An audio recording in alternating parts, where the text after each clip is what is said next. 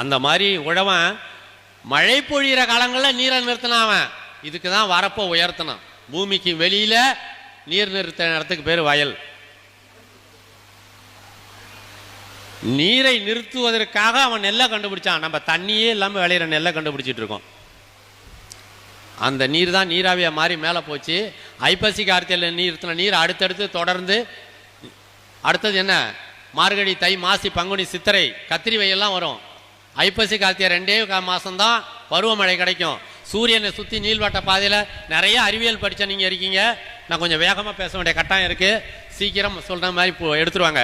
நாங்கள் இப்போ என்ன செய்கிறோன்னா, அந்த நீராவியாக மாறி ஆடி மாதம் அவ்வளவு நீராவியை அழுத்தம் அதிகரித்து கடலை நோக்கி போச்சு. அதுக்கு பேர் ஆடிக்காத்துன்னு பேர். ஆடிக்காத்துன்னு பேர். ஐப்பசி கார்த்திகையில் நீரை நிறுத்துகிற நீர் ஆடி மாதம் வரைக்கும் தொடர்ந்து நீர்